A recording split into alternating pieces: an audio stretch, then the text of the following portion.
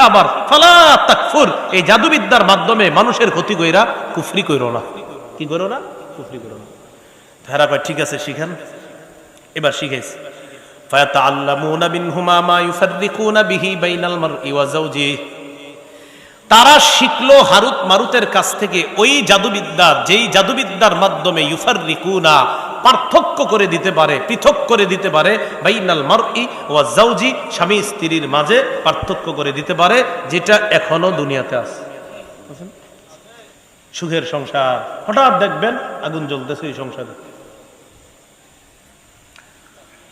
তো এখন যখন এগুলা শিখছে কিভাবে পার্থক্য করা যায়, শিখার পরে কি করছে জানেন? এগুলা বিভিন্ন এলাকায়, নিজ নিজ এলাকায় গিয়া যত স্বামী স্ত্রী আছে হেগো মাঝে খালি ফাটল ধরায়। তাহলে আগে কিন্তু কয়ে দিছে যে দেখো এগুলা ধোকা। আল্লাহ শুধু পাঠাইছে আম করে তোম করে শিখানোর, মানে বুঝানোর জন্য এগুলা যে ধোকা, এগুলা মূলত খোদাই কোনো কাজ না, এগুলা ধোকা। ধোকা আর মুজিজার পার্থক্য বোঝানোর জন্য ইহুদিরা জাদুটারই মনে করছে মুজিজা, আর আল্লাহ ফেরেশতা দুইজন পাঠায়া বুঝাইতে চাইছে দেখো এই জাদু কখনো মুজিজা না, জাদু হলো ধোকা, মুজিজা হলো আল্লাহ প্রদত্ত একটা ব্যাপার। মুজিজা কার পক্ষ থেকে? আল্লাহর পক্ষ থেকে। আর জাদু ধোকা। বলেন জাদু ধোকা, ধোকা বেঈমানি কুফরি এটা। এখন এই কথা বলার পর এরা এগুলা শিখে। এবার আল্লাহ বলেন ওয়ামা হুম বিদাররিনা বিহি মিন আহাদিন ইল্লা বিইজনিল্লাহ। গুরুত্বপূর্ণ একটা কথা এখন শিখবো আমরা। আমার সাথে বলেন ইচ্ছা, সন্তুষ্টি। কয়টা বাংলা বললাম? দুই তিনবার কন এই দুইটা। হ্যাঁ, আবার কন। ইচ্ছা সন্তুষ্টি, ইচ্ছা সন্তুষ্টি। আচ্ছা বলেন আমার সাথে, পৃথিবীর যা কিছু হয়, আসমান জমিনে যা কিছু হয়, আল্লাহর ইচ্ছায় হয়। আসমান জমিনে যা কিছু ভালো হয়, আল্লাহর ইচ্ছা এবং সন্তুষ্টিতে হয়। তাহলে আবার বুঝেন, বলেন আবার বলেন, আসমান জমিনে যা কিছু হয়, এখানে কিন্তু যা ভালো কিছু হয় বলি নাই, বলছি আসমান জমিনে যা কিছু হয়। তাহলে বলেন আসমান জমিনে যা কিছু হয় সব আল্লাহর ইচ্ছায় হয়। আসমান জমিনে যা ভালো কিছু হয় সব আল্লাহর ইচ্ছা ও সন্তুষ্টিতে হয়। তাহলে সব হওয়াতে আল্লাহর ইচ্ছা থাকে, সন্তুষ্টি থাকে না, আর সব ভালোতে আল্লাহর ইচ্ছাও থাকে, সন্তুষ্টিও থাকে। আল্লাহ জানে, বুঝছিনি? আরে বুঝছেননি? সব হওয়াতে আল্লাহর ইচ্ছা থাকে, কিন্তু সব ভালো হওয়াতে আল্লাহর ইচ্ছাও থাকে, সন্তুষ্টিও থাকে। এটা আল্লাহ বলেন ওয়ামা হুম বিদাররিনা বিহি মিন আহাদিন ইল্লা বিইজনিল্লাহ। জাদু দিয়া তারা কারো কোনো ক্ষতি করতে পারবে না আল্লাহর হুকুম ছাড়া, আল্লাহর অনুমতি ছাড়া। এর মানে জাদুর প্রভাব যখন হয় আল্লাহ কিছু কয় না, ঢিল দেয়। ওয়ায়ামুদ্দুহুম ফি তুগয়ানিহিম ইয়ামাহুন। আল্লাহ ঢিল দিতে থাকে একদলে, দেখে আল্লাহ, দেখাও আল্লাহ কিচ্ছু বলে না, ঢিল দিতে থাকে।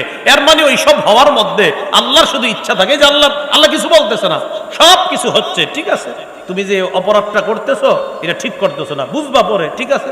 এটা আমাদের মাঝে সহজ বিষয়টা। আমরা মা বাবার সামনে সবকিছু করি, মা বাবা কিন্তু সবকিছুর মধ্যে ইচ্ছা থাকলেও সন্তুষ্টি থাকে না। ঠিক আছে, তোরে মোটরসাইকেল কিন্তু দিতে চাইতেছি না, না আব্বা দেন, না দিব না, আমার মন চাইতেছে না, আব্বা দেন না, না দেখ তোর সমস্যা হইতে পারে।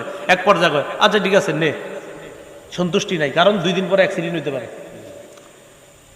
আল্লাহ তাআলার সব হওয়ার মধ্যে আল্লাহর ইচ্ছা থাকে, মাথায় রাখবেন, কিন্তু সব ভালো হওয়ার মধ্যে আল্লাহর ইচ্ছা এবং সন্তুষ্টি থাকে। আজকে এখানে আসছেন আপনারা, এখানে আল্লাহর ইচ্ছাও আছে, সন্তুষ্টি আছে। সুবহানাল্লাহ। সিনেমা হলে যারা যায় সেখানে আল্লাহর সন্তুষ্টি থাকে না, নাউজুবিল্লাহ। আল্লাহ কয় ঠিক দিল দিচ্ছি, তুই এটা করতেছস ঠিক না, ভালো মন্দ 2 রাস্তা আমি আল্লাহ বাতলে দিলাম, এরপরে তুই বুঝে শুনে খারাপটা ধরছস, ঠিক করছো না বান্দা, না না তুমি এটা ঠিক করতেছো না, এটা তোমাকে আমি ঢিল দিচ্ছি, না তুমি ঠিক করতেছো না এটা। আল্লাহ এরপরেও ধরে না, কিছু বলছে না, কিন্তু সেখানে আল্লাহর সন্তুষ্টি নাই। আল্লাহর সন্তুষ্টি ইচ্ছায় হইতেছে, ঠিক আছে যাচ্ছে, কিছু বলে না, আল্লাহ সব দেখতেছে। আমি আপনি এখন কি করি না করি আল্লাহ দেখে না? সব দেখতেছে। তাহলে সব দেখে আল্লাহ, সব হচ্ছে দেখতেছে, এই সব হওয়ার মধ্যে, দেখার মধ্যে, ঠিক আছে, আল্লাহ দেখা হওয়া মানে আল্লাহর ইচ্ছা আছে। তো সন্তুষ্টি সবকিছুর মধ্যে থাকতে হবে এমন না। সারা জীবন মনে রাখবেন সমস্ত ভালোর মধ্যে আল্লাহর ইচ্ছা এবং সন্তুষ্টি থাকে।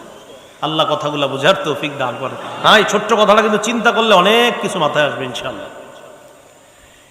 এরপরে আল্লাহ পাক রব্বুল আলামিন বললেন যে জাদুর এটার একটা মানে এখান থেকে বোঝা যায় জাদুর একটা প্রভাব আছে। মানে জাদু যদিও ধোঁকা, জাদু যদিও ক্ষতি, এটার প্রভাব কি ক্ষতি?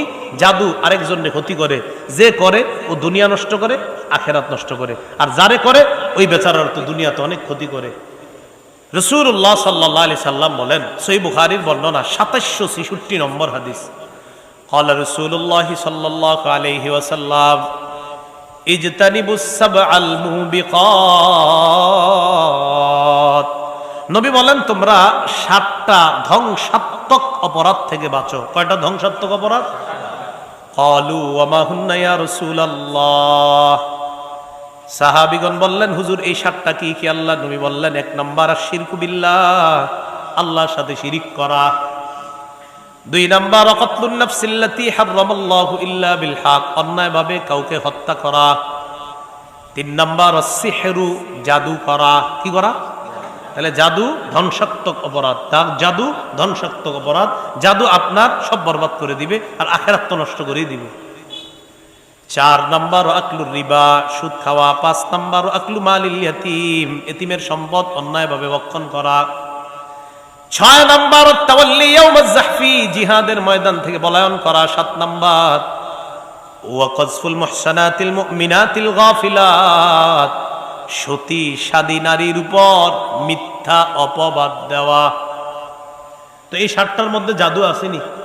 আছে। আচ্ছা, এখন জাদু থেকে আমরা বাঁচতে চাই কারা কারা? সবাই বাঁচতে চাই তো ইনশাল্লাহ? তো এখন যে আমলটা বলবো এটা ইনশাল্লাহ মানে আপনি ইচ্ছাকৃতভাবে কোনোদিনও ছাড়বো না ইনশাল্লাহ। হ্যাঁ, এটা আমল বলবো আমরা ইচ্ছাকৃতভাবে কোনোদিনও ছাড়বো না, আমি সহ কেউ ছাড়বো না আমরা ইনশাল্লাহ। এই জাদু সংক্রান্ত এই যে আয়াতটা, যে আয়াতে ইহুদিরা বলছে সুলাইমান নবী তো জাদুকর, নাউজুবিল্লাহ, আল্লাহ বলছে না সুলাইমান নবী জাদুকর না, ওনার রাজত্বকালে অন্যেরা জাদু করত। এরপরে ইহুদিরা বলছে সুলাইমান